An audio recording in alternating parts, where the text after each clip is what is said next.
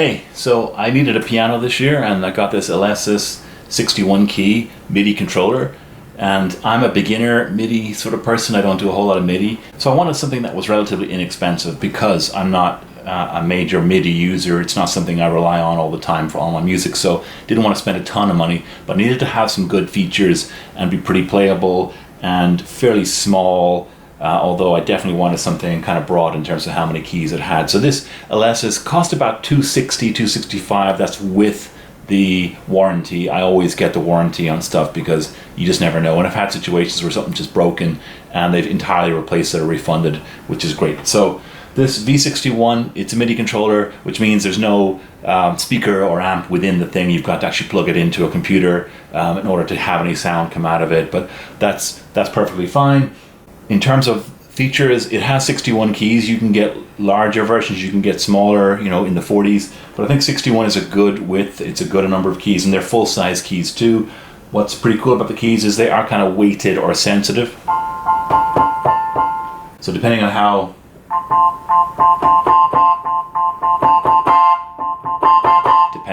hard you hit them, it actually reflects that. So it kind of gives you an organic feel when it's playing. So you plug it in through your own DAW, your own DAW, whatever software that is you use. Logic, Pro Tools, GarageBand works just fine. It also comes with a free version of Ableton, as well as a couple of other pieces of software too. I personally haven't used Ableton a whole lot, but I'm interested to learn a bit more about it. Works just fine through GarageBand. And it also has a sustain pedal input, so if you want to buy an add-on sustain pedal, you can do that. It has an octave up and down, so you get even more range out of the keys.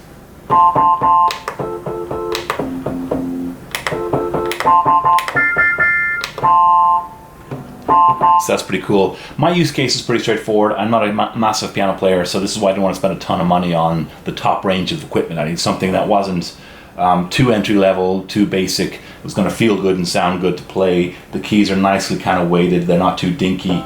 And really for me, I'm just learning to play a little bit of piano as part of a couple of semesters of music school. So I'm really just at the point where I'm learning scales and some basic chords. I'm just kind of figuring out a few things. So some of the other cool features it has on here, it has a number of controls on here that can adjust the sound. So for example, this one is a tone wheel for the organ, which is pretty cool. It also has a pitch shifter.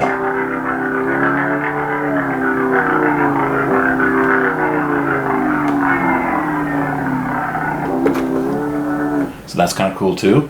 It also comes with an editing software that allows you to change how the keys are programmed in terms of which MIDI channel they're coming across on, as well as for some of the banks and the knobs, it'll actually program whether these are change control, whether they're toggle switches and what have you. So you can do a little bit more there. So you can adjust the settings for all four of these knobs and say, well, this is going to be aftertouch or CC, change control, or for the switches, you can make these toggle momentary or program change. So these are kind of handy for maybe kicking off a loop or something like that. And then the drum pads, they're called drum pads, so it suggests that you're going to put some drum samples on there and be able to control the whole drum kit from here, kick, snare, ride cymbal, etc. And then kind of play that as you're going live and maybe record a loop as you go and play that back. As I said, I'm not a massive MIDI user, so I'm fairly new to some of that stuff, but I do like these extra options, and for just a couple of $100, be able to learn how to play a bit of piano, but also have all that extra room to grow is pretty cool.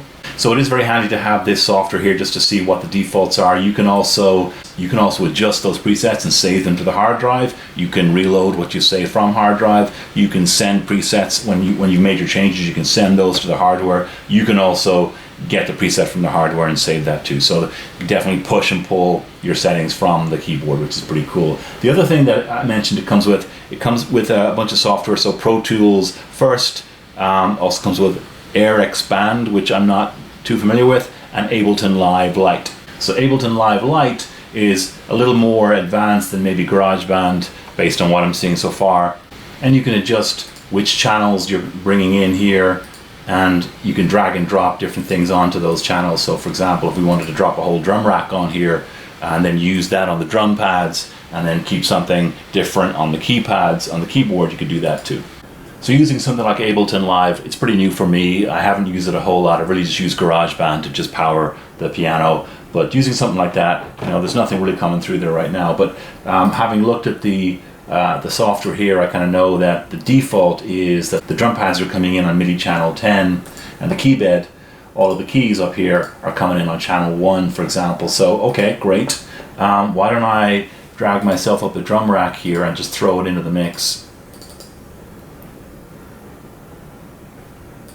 So under the drum racks, let's have a look here. What do we got? And you can sample all the different instruments here, and it'll play a little sample. So that sounds pretty cool. Let's just drop that on here. And okay, it's coming in on the keys and on the drum pad. So I'm going to just say, well, the input's coming in from the Alesis V61, and I only want channel 10, so I only want what's on the drum pad. Okay, great, now I have my drums coming in there. And let's grab an instrument. So let's look at, for example, some of the synth keys. Okay, that's pretty cool. Let's try that. Drop it in here. And likewise, I'm going to say Alesis V input, and that's coming in on channel 1.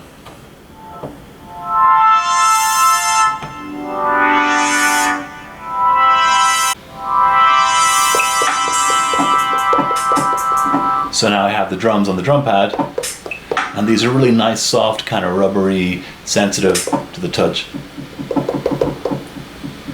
And just like the keys, they're weighted and they're touch sensitive in terms of how much pressure you put on them.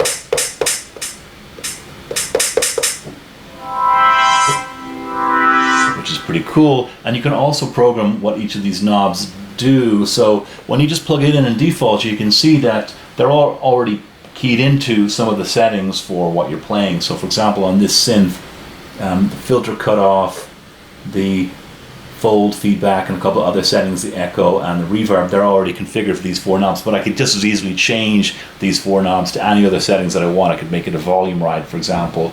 And as soon as you touch the knob and adjust it, it'll actually adjust on Ableton and show you what you're adjusting, so that's pretty cool. So you can really kind of adjust the sound and make it your own. You can also trigger some of these toggle switches to do things like start up a loop or what have you, so that you can actually play almost live tracks. And if you're really good at MIDI, which I'm not, you can record as you go, record a little loop, and then use these to trigger back which channel you're playing and which loop you're actually playing back. That's a bit more advanced than me, but I can already see the potential using Ableton Live. So, you know, this keyboard was something that I could just use to learn my scales for part of my music school course, but also wanted to have room to grow and expand. And if I did want to learn more about MIDI, I wanted something that was already going to allow me to do that. So this is a whole MIDI control station that will allow me to record and trigger loops, as well as play multiple instruments and adjust the settings and the sound on the fly. So as I learn more about MIDI, this piece of equipment is ready to go and ready to accompany me on that journey, and all just for $260+. So pretty good buy. As I said, not much of an expert, but already able to start recording and then triggering loop playback.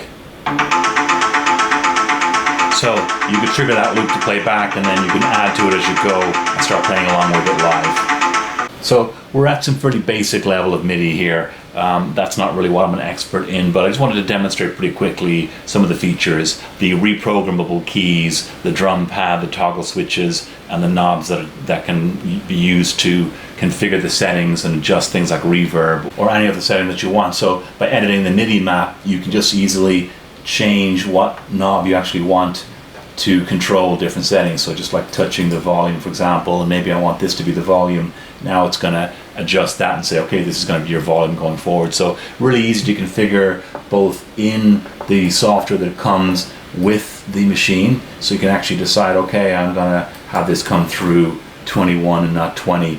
Or you can do it directly in Ableton Live. So pretty powerful software, but well beyond my abilities. So as somebody like me, if you're someone like me, you want a basic MIDI controller keyboard. You don't want something too dinky and cheap, and that's not going to be able to grow and expand with you as you learn. You want something that's going to be able to go along the journey with you.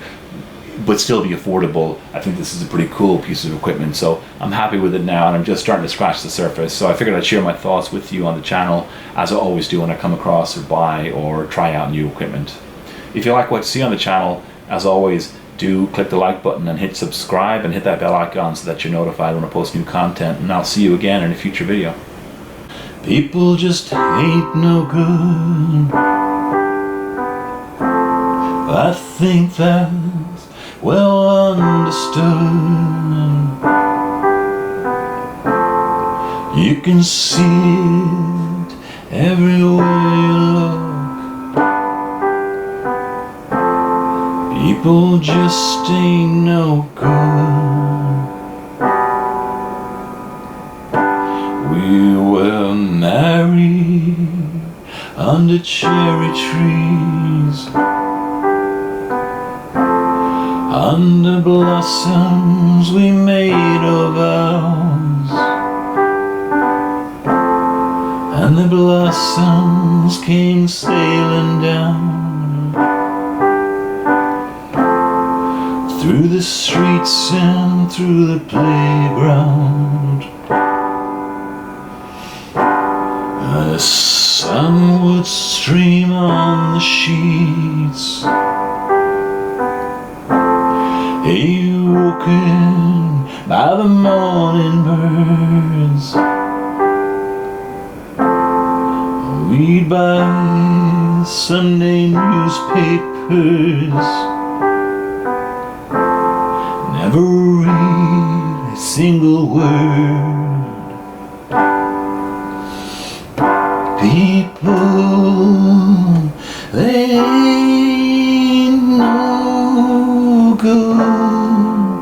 People, they ain't no good.